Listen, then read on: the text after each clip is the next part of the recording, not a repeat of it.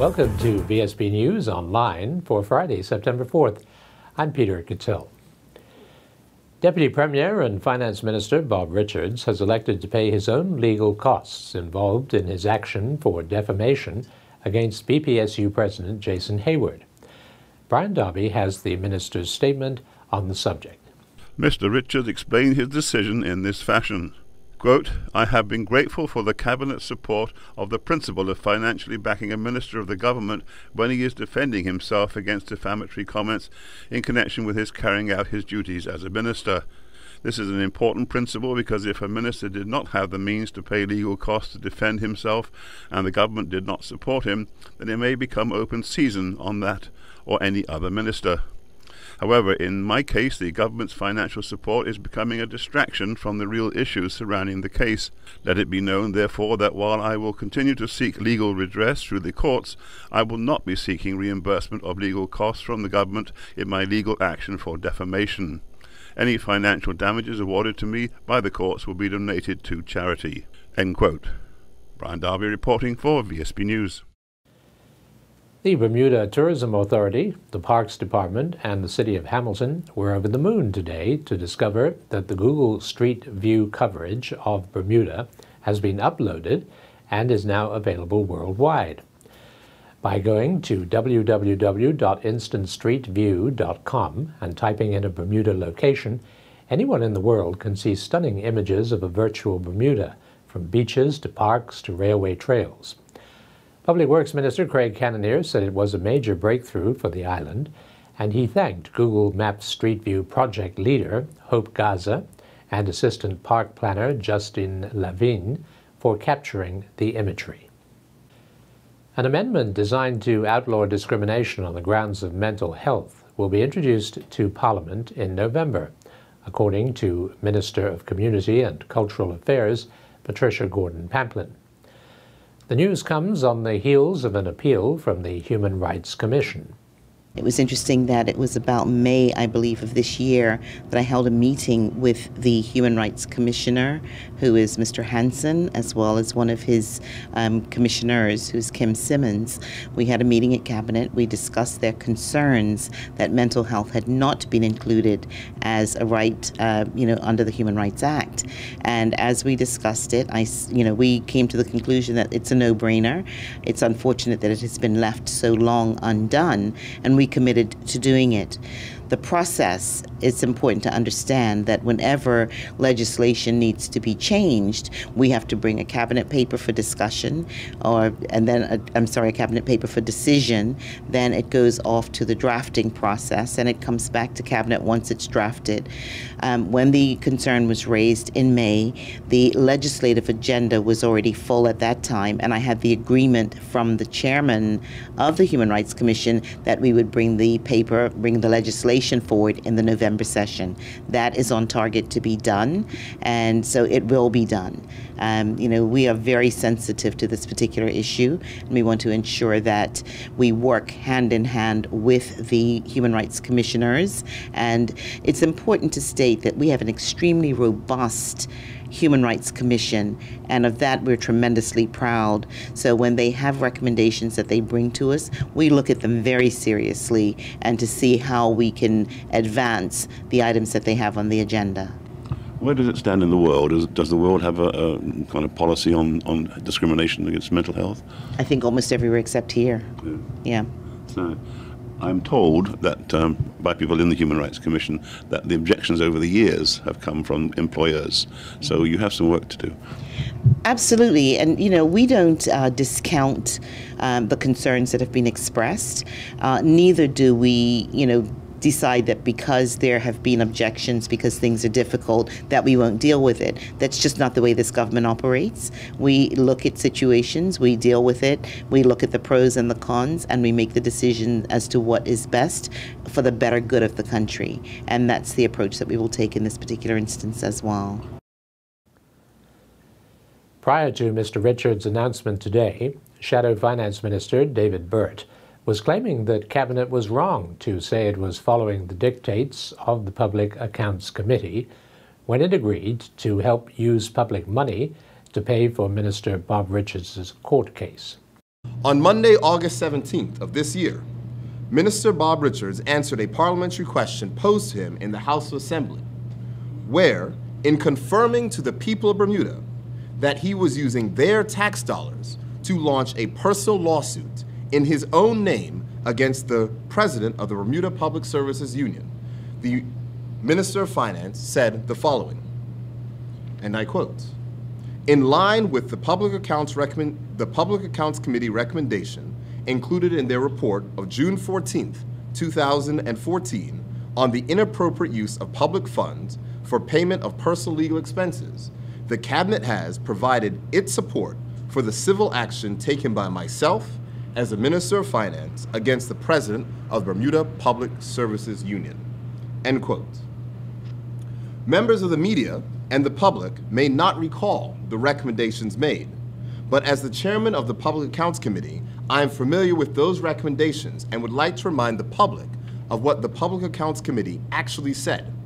The report gave the following recommendation, and I quote again from the 2014 report, which said, "The PAC recommends that the government examine amending financial instructions to allow for the Cabinet to support a civil action taken on behalf of a minister against anyone who defames and damages the reputation or credibility of the minister while he or she is carrying out her duties." The Public Accounts Committee also recommends that any amendment to financial instructions make it clear that any proceeds from such action revert to the government of Bermuda. End quote. It is clear that the Auditor General considers private lawsuits initiated with government funds to be a violation of financial instructions. And I repeat, in where the Auditor General said that there is no statutory provision for the underwriting by government of the legal costs of a minister or civil servant suing in a private civil action. To the best of our knowledge, financial instructions have not been modified since the public accounts recommendation was made, and therefore, the government is acting in contravention of financial instructions by approving this expenditure of taxpayer funds for the minister's private legal action. Weather watchers in Bermuda would have been pleased this morning to see that the Doppler radar system, which has been undergoing repairs by BAS Serco and manufacturer's technicians, is now available for viewing on the Bermuda Weather Service channels. From time to time, there will be short periods when the radar will be unavailable for maintenance and calibration, and so is not yet fully functional. The public will be informed when it is. And we'll be back with more news right after this. The Marketplace Food Court is you and your family's one-stop shop. Start your day at the Breakfast Bar with omelets made to order and traditional Bermuda codfish breakfast. The chefs will cook lunch and dinner to your liking. Along with the salad bar, sandwich bar, sushi bar, and fruit bar, the Marketplace Food Court is your kitchen away from home. Every day is hassle-free with nutritious meals from the Marketplace Food Court. Visit us 7 days a week. Homemade cooking, quality service, all at prices you can count on. Math, history, and health are all interwoven in the Kaleidoscope Arts Foundation exhibition at the Bermuda Society of Arts, where students display their creativity in one gallery while their teachers exhibit in another. BSOA Director Zeninga Ming tells Charles Webb how both groups have come together to put on a diverse, vibrant show. Well, this show is important. I think it showcases how art connects to different aspects of society, art and culture, art and science, art and mathematics, art and history, religion, and social studies. So it's really important. Now, are the ages of these people, are they able to connect to these various situations? I think so, especially how they had the work done. They have a showcase by some toddlers. They have 7 to 8-year-olds who worked on sculptures. They have some older children who did different mixed media. So I think they do connect with what they're doing. It relates to the subjects, and then they get to actually do something visual on top of that. Now, in your capacity as an art director, how enriching do you think this is for young people? I think it's great, and I hope everyone is able to make it out to experience it. You know, they get art in schools right now, but I think adding art to the subjects is helping with the development and learning for the children. So I think it's very important. Now you've gone away from pretty pictures, and I see these gold-plated objects. What are they? Those are, well, they have a summer program as well, and the theme is around the world. And so what they've done is they've had the kids kind of study different cultures. Those gold themes are from Colombia, and they made sculptures based off of what they learned from the arts culture in Colombia. I think it's great. We're in the Edinburgh Gallery, and the teachers of Kaleidoscope have actually created their own pieces just for this area for sale. There's no actual theme, but it's nice to see what they're also doing other than just teaching the children. So it's not fair to say that the teachers are in competition with the children, is it? Not at all. This is sort of to showcase, you know, this is who's teaching our kids. I think it's great for them to also be creative as well as helping others create, and an opportunity for us to purchase it. Now, the parents, when they come to the exhibition, this will give them an opportunity to see the type of work that the teachers who teach their children are creating. Absolutely. They get to see the type of work the teachers are doing and where their children can aspire to be. Bermuda's continued efforts to be granted Solvency II equivalence by the European Commission and thus become one of the world's most respected insurance centers hit another minor roadblock this July. The European Insurance and Occupational Pensions Authority, the body tasked by the European Commission to look into Bermuda's application, has reported that it will need further study before it can make a decision later this year whether or not to recommend Bermuda. The main reason given for this is that many of the legislative changes required of Bermuda have only just been approved and will not come into force until January 1st, 2016. The EIOPA feels they cannot be taken into consideration until they are actually law. And now we turn to Earl Baisden with the latest from the Sports Desk. The Bermuda Cricket Board CEO Neil Spate confirmed that there was a meeting held last night involving members of the cricket fraternity, including umpires, the minister responsible for sport, Patricia Gordon-Pamplin, and members of the Bermuda Police Service. I can certainly confirm there was a meeting. I'm really appreciative of the people that came to the meeting at short notice. The minister came, the umpires, members of the executive, and members of the BPS. Obviously, the public and the board, the whole community is really concerned about the activities of last weekend, and in particular the antisocial elements that are getting associated with cricket, but are on the periphery of cricket due to the behaviour of some people associated with cricket. So, you know, we're really concerned about the game, the security, the umpires, the players, spectators, and we're working with the BBS to figure out how we can make it a more community-minded environment and how best to deal with this, you know, plague that we have upon us. Minister Gordon-Pamplin believes politicians play a major part in today's society and can take partial blame for the social and sporting ills. You know, I asked the question in the meeting last night, what have we become?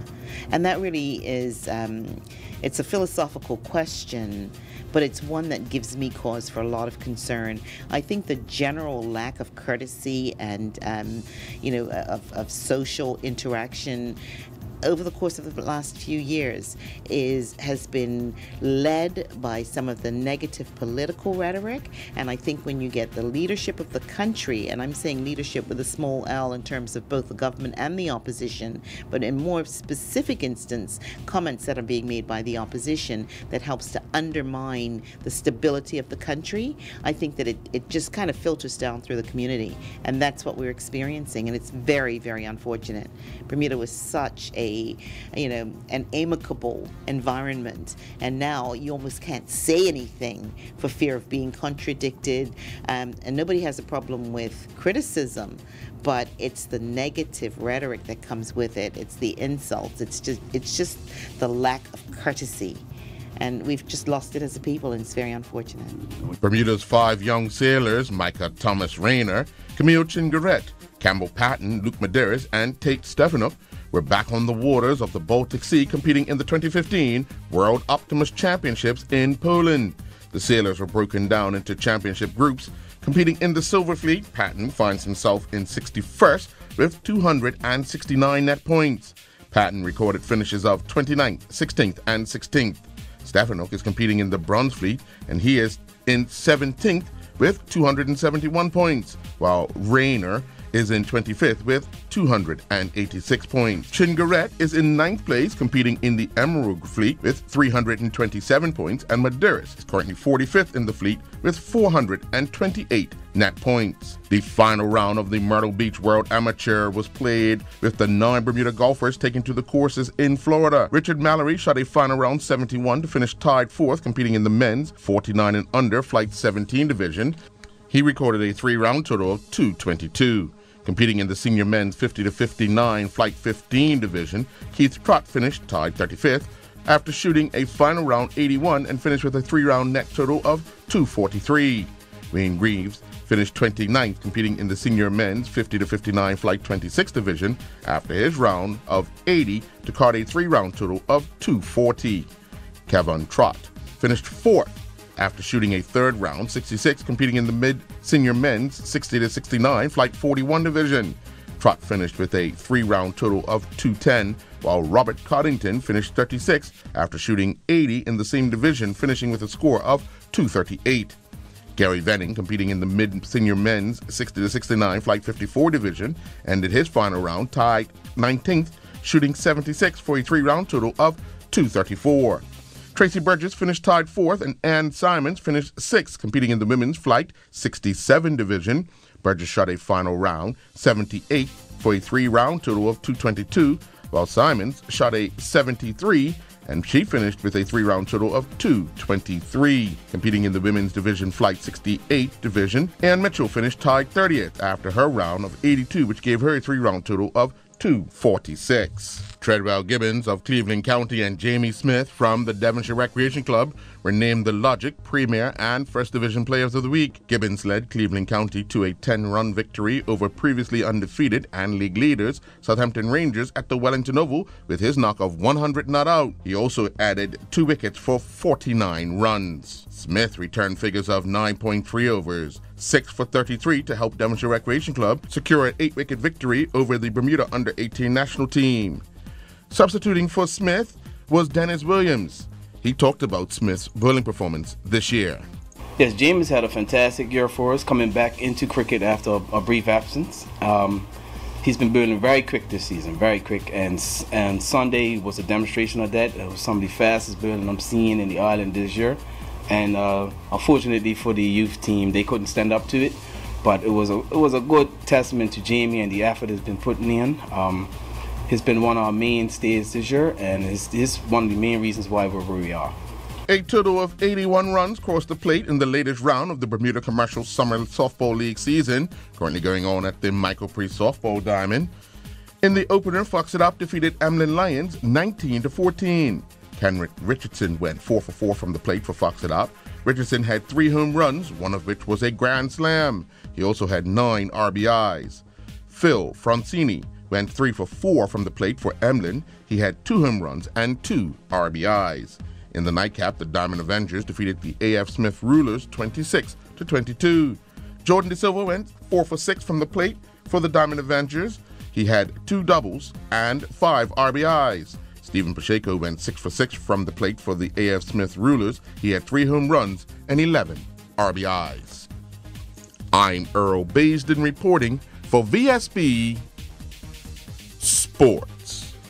Looking at the weather for Saturday, September 5th, it will be partly to mostly cloudy with a shower or 2. Winds will be northerly, light to moderate, becoming light and variable at times. We are expecting a high near 83 Fahrenheit and a low near 77 Fahrenheit. This weather forecast is courtesy of the Bermuda Weather Service. Thank you for watching VSB News Online for Friday, September 4th. I'm Peter Cattell.